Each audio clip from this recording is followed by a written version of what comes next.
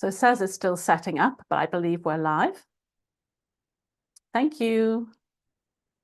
So hello, everyone. This is the first podcast of the new year, and we're going to be talking about the forecast for 2024. Well, at least some of it, because it's such a big forecast. I don't think we're going to get through it all in the next 30 minutes, but I'm going to try and give you the highlights at the very least.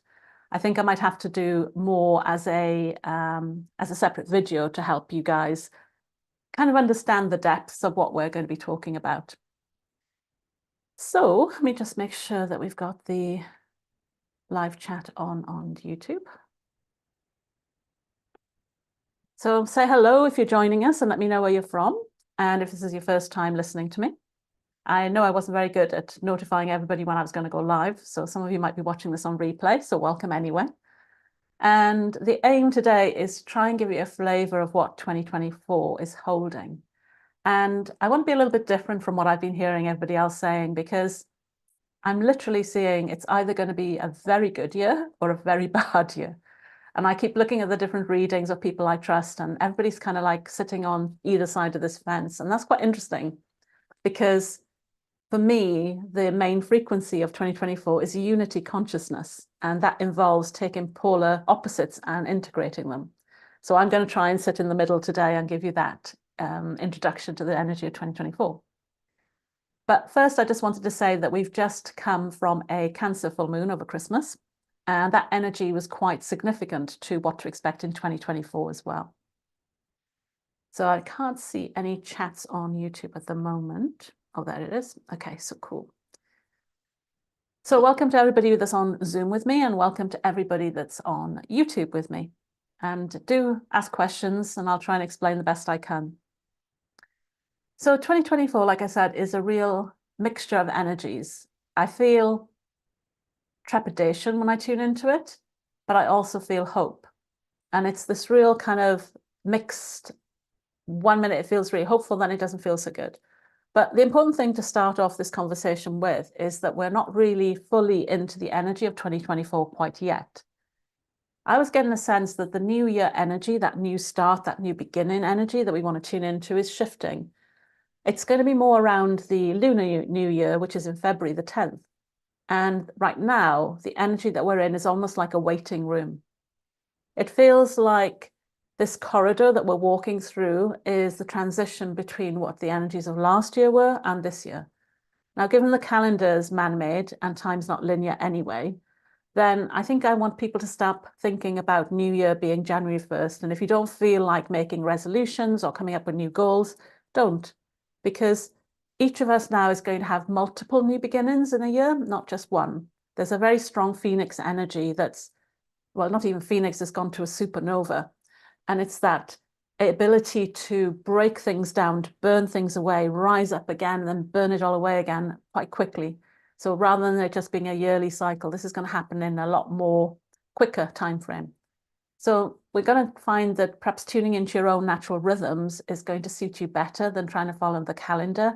And even the numerological dates of 1-1, 2-2, 3-3, all of those things might find that they're shifting. So tune in now and just get a feeling. Let me know, do you feel that January is the start of the new year, or do you sense also that you're sitting in this waiting room waiting to start?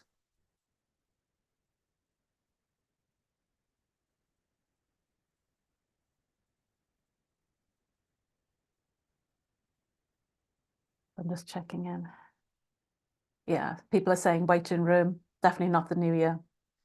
And I've noticed I've asked quite a lot of people this, because I always like validate my feelings with other people, because I think that's part of what we're here to do as unity consciousness, is to integrate all of our thoughts and feelings into a coherent story. And I think we'll get more insights that way than if we keep to our individual lanes of what I'm saying is right and what you're saying is wrong. You know, I think there's an amalgamation of all of this, or synthesis was the word at the end of last year, of pulling this together. It's going to give us a bigger picture. So I don't think anything is defined. Yeah, somebody's saying they don't feel anything's defined right yet. I don't think anything is defined right now. So at the end of last year, I spoke about Saturn and Jupiter, and they're coming together in a way that they're almost kind of like, it's either we want to be Jupiter and we want to avoid Saturn, but we were talking about synthesizing those together, whereas Jupiter was the lucky path creator and Saturn was the hard taskmaster, karmic, time controlling, disciplined, sort of hard, tough love type energy. But realistically, we need to bring those two together to get through 2024. And I think that's the middle ground from the two different readings that I'm seeing. I think if we can get to a point where we can see the opportunities, but are willing to do the hard work, the deep conversations, the really finding out who we are type work, and that's not just shadow work, this is a bit bigger than just shadow work, then we'll be able to walk through 2024 in a better, more graceful way. I'm not saying it's going to be easy, but a more graceful way. A lot of the astrology is saying, Pluto's just moved into Aquarius, and Pluto is a destroyer in itself. So whilst we got the possibilities of new futures and utopian futures with the Aquarian energy, we've still got Pluto in there as well. And I kind of think that also sums up the feeling I've been getting, is that it's going to be opportunities, but hard work. And there's going to be a lot of surprises, maybe knocks and things that are going to throw us off balance. And this is where our spiritual practices and our disciplines are going to be needed to carry us through to the next year. So it's kind of good and bad, but if unity consciousness is the theme of the year, then isn't that perfect? Isn't that what it's leading us to? So I did say that a lot of the lessons that we've learned in the last 4 years from 2020, 21, 22, 23 are going to help be breadcrumbs to lead us into 2024. So in my groups, I've been telling them, sit down, kind of tune into what your theme was for those years and see if you can find a pattern, because those are the things, the strengths that you're going to need to draw on during 2024. If we can find, in 2020 was about clear vision, it was about us seeing ourselves for the first time at home, not with all our distractions. 21 was more about pivoting, changing our views, seeing things differently. After all, what happened in 2020 changed our view on the world. So it was us pivoting and starting to see ourselves in different ways and coming up with a different possible version of ourselves. 22 was about cost of living and us starting to see our value beyond the materialistic 3D way of defining value, which was money, and starting to look at ourselves in a more spiritually co-creator kind of way and our value of our creative energy. And that kind of also coincided with the AI kind of wave that came through in the end of 2022. 2023 was then started off as a year of no form, and a lot of the spiritual rules, a lot of society things were falling apart, just like the Tower card in the tarot. Everything was falling down to give us freedom and liberation, but we weren't quite ready for the liberation, so instead it turned into chaos. And the key is that within each of those years, the theme would have an opposing energy. So in the year of 2020, which was that clear vision, we were getting a lot of fake news. In 2021, when it was pivoting, we were getting a lot of attacks on who we were supposed to be. We were still fighting of whether we were free beings, whether we were in lockdown, whether we were going to have 15-minute cities or not. There are all these external things to distract us from us looking at who we were. 22, we had the AI and the creativity and the cost of living narratives kind of pushing on us. 2023, then it continued into this chaotic world of everything going wrong, basically. I don't know about you guys, what you thought of 23, but everything just seemed to be unstable and mixed up. So again, it was very hard for us to find our way through when even more chaos was being put around us. So if you guys can tune into those years now, did anybody get anything for one of those years that stood up more for you or stood out more for you in each of those years that just comes to mind now? But I suggest after watching this video, just take time and go back to those years and find your main theme for each of those years. Hello, Sebastian on YouTube. Nice to see you. Hello. And as you're thinking about that, those energies, like I said, are going to be breadcrumbs into the next year. So unity consciousness, you can imagine what's the opposite of unity consciousness that we might see in this next year that's going to upset our attempts to create unity consciousness. And it's going to be things that are going to cause more separation, division. And this isn't just on a person-to-person level. This is even between ourselves, on our, our soul and our personality, and really pulling apart our soul and personality. It's going to trigger our personality to fight a bit more, so we're going to have an internal battle. Then we might have friendships that fall apart on the sort of bigger realm. And then even on a global level, we might find that countries and wars and that kind of stuff is still going on as well. So those are the kind of things that are going to be the opposite to the unity consciousness. So I'm not seeing anybody sharing their 2020, 21, 22, 23 experiences or themes. I guess you guys are still thinking about that. So if we're then thinking about 2024 and this waiting room, that we're in this waiting room, what I've noticed is that it's not been a very pleasant waiting room. There's been a lot of sadness, grief, anger, frustration coming up.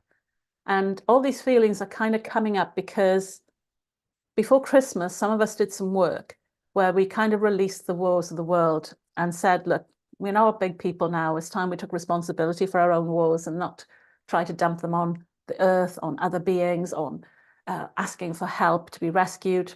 It's us stepping us up into our own light and becoming this divine mother energy, which fitted the Cancer energy from before Christmas.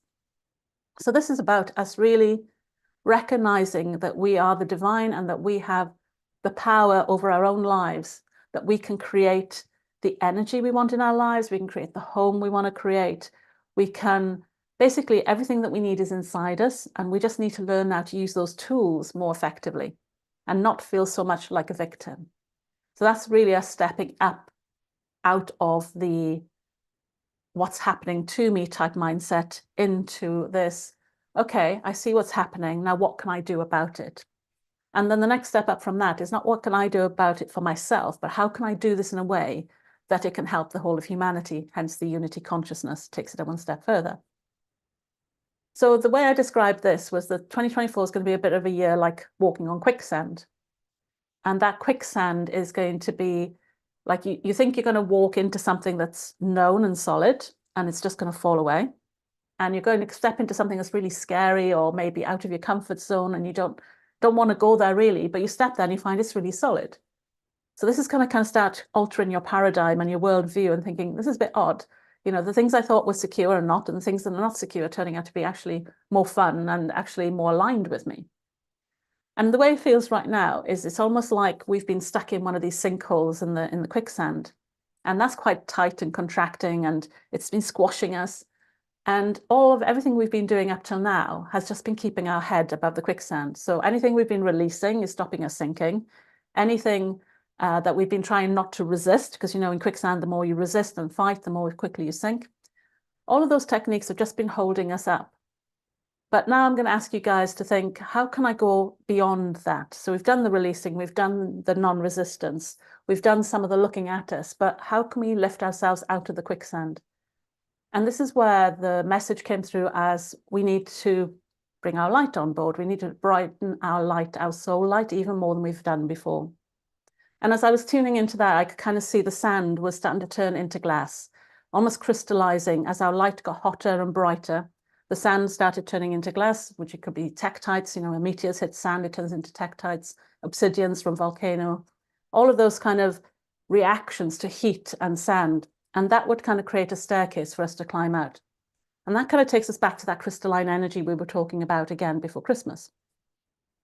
Once we do that, then we start stepping up and seeing ourselves as these lighted beings, that we don't need to be rescued. We've been in this hole long enough waiting for the energy to shift, waiting for beings from other planets to come, waiting for things to change, waiting for things to end so we could then start. All of that now has to be considered as our way of enabling ourselves to stay stuck. And instead, we realize that we are the rescue party that we've been waiting for. And the term that came through was the Galactic Federation of Light. And I know that's a concept that is already spoken a lot about, Ashtar being the leader of it.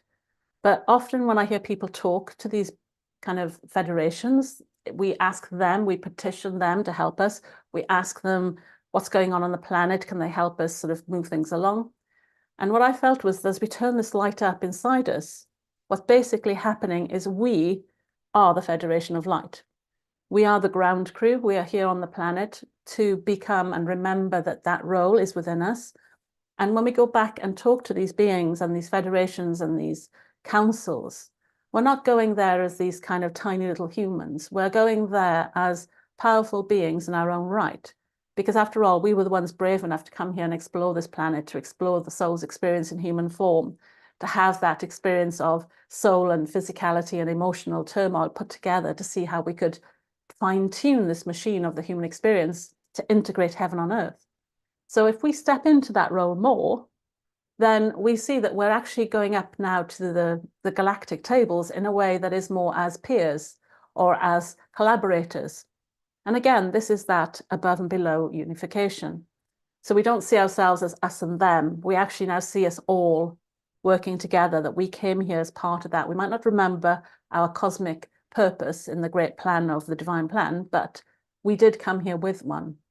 And I think the more that we remember what that is, that will help us turn our light up.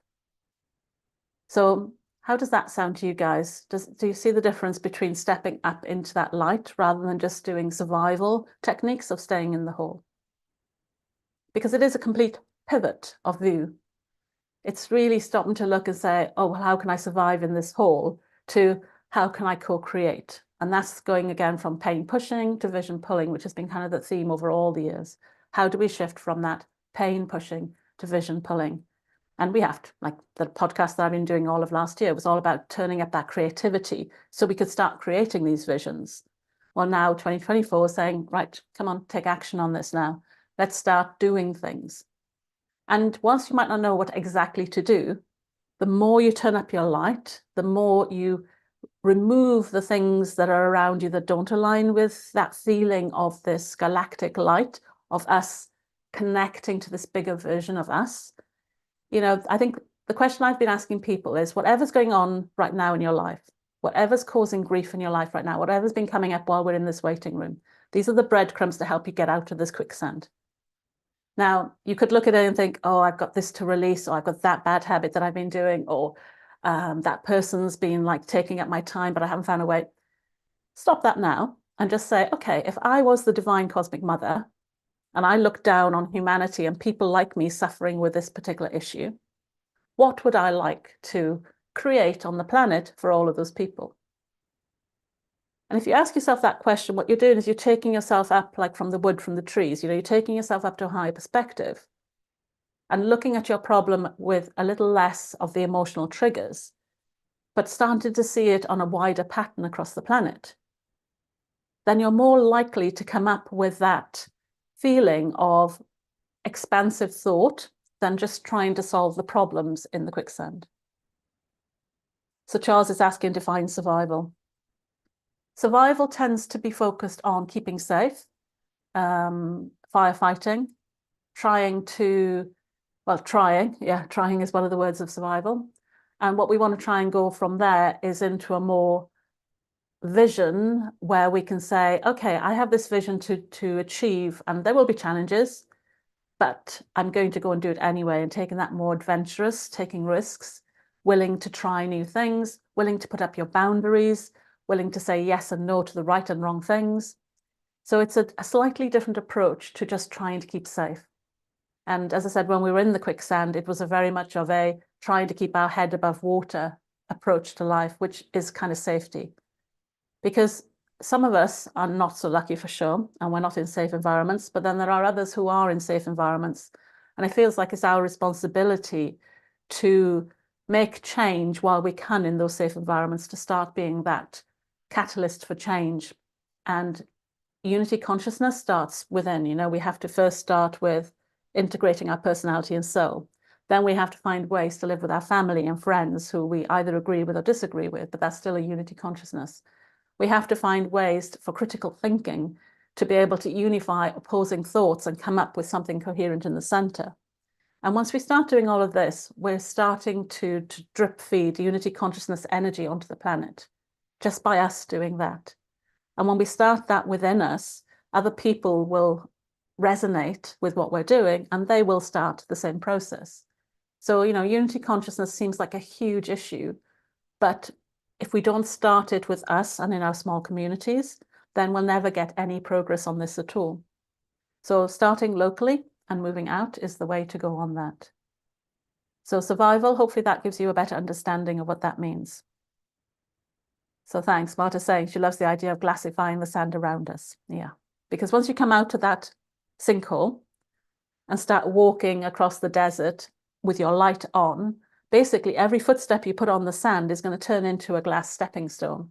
So you're not going to sink, you know, you're going to know, in a way, it kind of feels in a way that we've been stuck in this hole so long that we've been looking at other places like the cliff or the dangerous animals going, whoa, aren't we lucky we're not over there, because we could have fallen off the cliff, forgetting we're actually in a sinkhole at the moment. Oh, aren't we glad we're not over there? We could have died. And it's time now to stop that kind of thinking and actually rise up and say, we have everything we need. Our decisions, our projects, and, you know, a lot of our creative projects don't have to be businesses or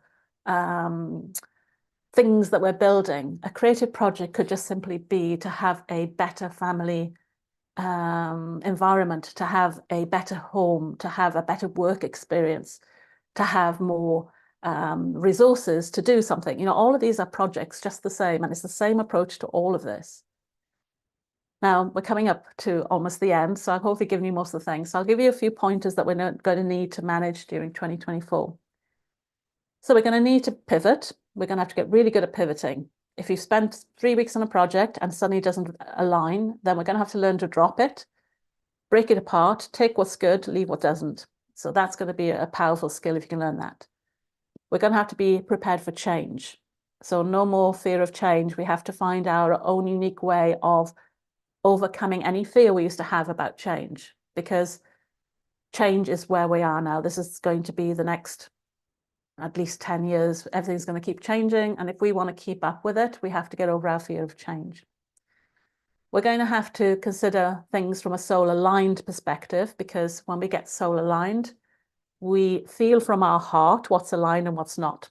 And we can connect to that cosmic creative niche that we're meant to be here to do, our soul tribe, our work on this planet.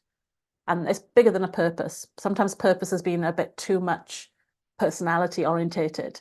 So this is more of our remembering our co-creator, you know, as one of those goddesses sitting above, deciding what the purpose of Earth is and why we're coming here. Remembering that kind of energy, and then looking around us, looking at our pains and what we've suffered, and kind of bringing those frequencies together into a new solution for the planet. And once we connect to that, that'll be our guiding star. It'll help us know where to go and what to do. And that's the soul alignment, is helping strengthen that connection so we can get those downloads. So one of the planets we were working on with the Cancer full moon was Neptune. Neptune energy can help you tune into that more. So once you've got that kind of map of roughly where you're going, it's never going to be complete. It's going to be piecemeal. It's going to be breadcrumbs. We have to get used to walking in the unknown. We have to trust that every step that our heart guides us to take, even if logically it makes no sense, as long as it feels uplifting, as long as it lights us up, as long as it feels expansive, then we take the step. And only perhaps 3 or 4 steps later will we realize the purpose of it. But that's the great thing. It's kind of like having a prize at the end of it. You kind of go, wow, okay, that's what that was all about. Oh, that makes sense.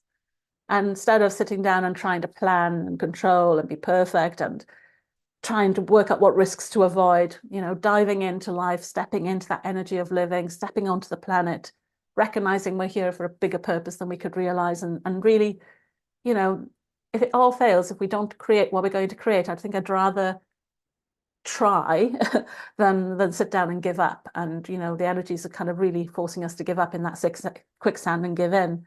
And I think, you know, one more push, let's just try and rise up and see what else we can do. So community is going to be really important for unity consciousness. We have to learn how to work together, how to collaborate, how to get past all the copying that AI is going to bring about and all the heartache that that's going to bring, so that we can start recognizing people's creative life force energy and honoring it and respecting it and valuing it, and realizing that if we're not walking our path on our creative life force energy, we're putting out our own light. Even if we're just borrowing from other people, we're still putting out our light. It's okay to borrow when you're starting, but the sooner we get into this real, into our flow, then we'll be able to use that energy more effectively, and we'll be able to communicate it better because it's ours to communicate. It'll come from within us when we talk about it. So we've got that creative life force energy. Then we've got these phoenix cycles. Like I said, you know, this burning away, growing up, it's going to go supernova. So we've got to expect identities, beliefs, a sense of the world, even our worldviews, to keep burning down and then being rebirthed into new versions. I think what else came up. We're going to need quite a lot of that Saturn-Jupiter integration. That it came up again as a cougar and a badger. So badgers are perseverance and cougars are this conviction and focus on what you're here to do. So those are just some of the aspects. So hopefully that gives you an idea of what we've got to do to get through next year. But realistically, it's about you clearing your own path. I called it the mama bear in the Cancer full moon. And the mama bear approach is that protector of you, that protector of your projects, that protector of your growth, of your expression, of your creative energy. And, you know, if you think about your creative projects, that's when we're all the most lit up in our lives. You know, sometimes that's our work if we're lucky. Sometimes it used to be our work and then it kind of fizzled out because of other constraints and limitations. Sometimes it's our hobbies. Sometimes it's a book that we've read that's just triggered, like, what if we wrote this book? You know, where that energy is so powerful. So if we can tap into that creative life force energy and really use it to its full potential, I can imagine that we can achieve a lot of things. So Charles is asking, why will AI bring heartbreak? Because it's going to cause a lot of copying. It's going to cause people who have written pieces of work that are like close to their heart because it's come out of this creative life force energy to suddenly have their words taken and pumped into AI and recycled, or their art, which is already happening. The actors are already fighting about that. All of those things are already happening. So we want to be able to be that mama bear who says, okay, I know where I'm going and I will protect myself, my energy, my creative life force, my project, my purpose, just like it's my life depends on it, because it kind of does. Your happiness as opposed to your life depends on it.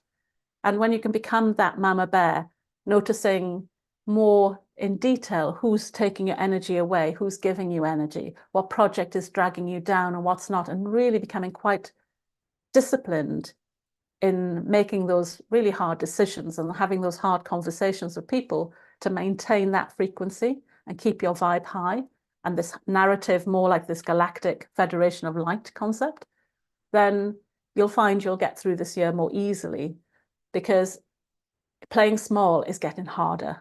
It's getting more painful. If you make a mistake and choose the small option instead of the big option, you might find that it's going to hurt a lot more than it used to hurt.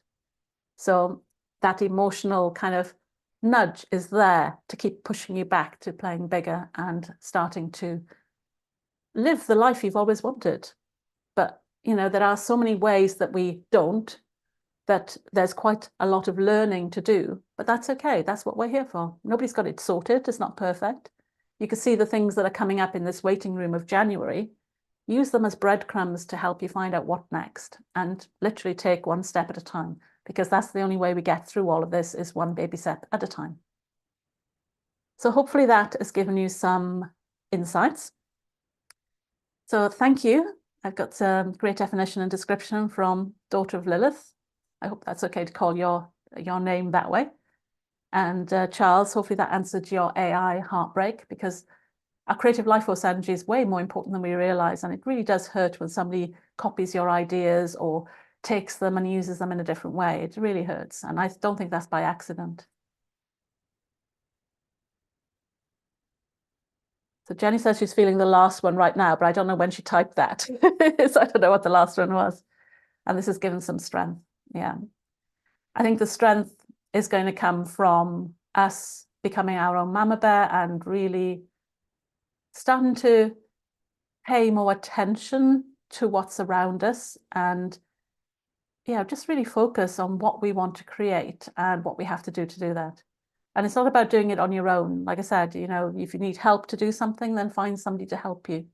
And if you're in the right kind of community with that unity consciousness, if we can build those kind of communities, that's going to be where people can come together, help each other without the fear of being copied or being disrespected or not being valued. You know, all these things, really, if you think about it, are all the perfect things to keep humanity separate. It's our beliefs and our prejudices and all these things that kind of keep us separate. It's not the real life humanness of who we are. And the only way we can overcome this is through social deconditioning that there is a different way. And that's why I was going to say, tune into your community, because a lot of things that were built from bad experiences with people anything that was socially conditioned into you by your parents or by school or by peers. Those have to be socially unconditioned. It's not something you can do on your healing on your own. We need the social environment where you can prove that when you speak, you can be valued, because that creates fear at the moment. And we want to be able to bypass that and say, I want some safe environment where I can practice so I don't have to feel fear anymore. So Charles is saying sandstorm. You'll have to explain that a bit more, but I guess, yeah, we might be in the sandstorm right now, but with quicksand felt kind of a little bit more relevant, because that kind of squashes you and holds you and pins you to a certain degree. And that's kind of the energy we're trying to come out of. We're trying to break all that shackles and handcuffs that we've been had on us, because we created them when we said, oh, I'll just wait until so my children grow up, or I'll just wait before the summer before I do something. You know, we put all these, I'll wait until. No, live now. Get out your best glasses, your best clothes, enjoy them now. And that energy will create a momentum that will feed the rest of what we want to achieve. So any questions? So that's only like, that's just the tip of the surface. Yeah, there is sand in space. Many years ago, I had a vision where I saw it like one of those egg timers, and I didn't understand what it represented at the time. And I did a lot of research, like, is there sand in space? And what is the meaning? Because it was at the Big Bang. And it's like, what is the meaning of the Big Bang and sand? And I discovered there was sand in space, which was kind of like pretty amazing. So I've also spoken a little bit in the winter solstice video that I posted before Christmas about the Amaterasu particle. And this is a cosmic ray, a real cosmic ray. I talk about them in terms of frequencies, but scientists have noticed that we have an extra particle in our atmosphere and they don't quite know where it's come from. And they're calling it a cosmic ray, which I loved. And they think it's come from something bigger than a supernova. And they've named it Amaterasu, which is the goddess of sunlight, which I think suits us turning up this light and becoming this goddess of the sun and the power of the sun. You know, the sun generates its own energy. The moon reflects. So that sunlight that we see is all coming from within the sun. And that's what we want to be able to do, is to turn up our own sunlight and our soul light, to burn away that sand melt it into crystalline stairs that we can climb up. So if that's okay with you guys, so I'm not due back until February, but I am trying to load some videos up to try and explain some of these things a bit more, because I think the more prepared we are and the more we define our disciplines and our communities, then I think that's going to be the support we need. And yeah, I think if we have those, then 2024 may bring us some amazing opportunities. So if we're not quite ready for them, then don't be upset if those amazing opportunities don't come in 2024. It's not that they're not coming, it's just that there's a bit more work to do to get there. Again, it goes back to that natural rhythms. Don't assume because of what everybody's saying about the year that it has to be that way for you. Find your own rhythm, find your own next step, start turning up your own internal light, sorting out your life, separating out what works, what doesn't work. Just focus on that and see where we are at the end of the year. Okay. So thank you, that's cool. So I've got some people on Zoom with me now. If anybody ever wants to join me, then there's a link. The event itself is on Eventbrite and you can register there. And what happens is after I finish going live, then we have a chat on Zoom afterwards where people get to ask more questions and I answer more about the reading. So that's always available to those. So it's on Eventbrite. Or if you just want to email me, I'll send you a link to the Zoom as well. So hopefully that's given you something to look at. And yeah, I think that sun, that inner sun energy is going to kind of be something I'm going to be learning about myself and starting to see how to become this lighted version, this galactic lighted version of myself. So I'll be sharing more about that, and I'm sure that theme will carry into February. And it'll be interesting to see what energy February brings through. So look after yourselves, nourish yourselves, love yourselves. You're all perfect as you are. And let's all just take the steps we need to take and support each other where we can. All right, I'll say goodbye now to the YouTube crowd. Bye, guys.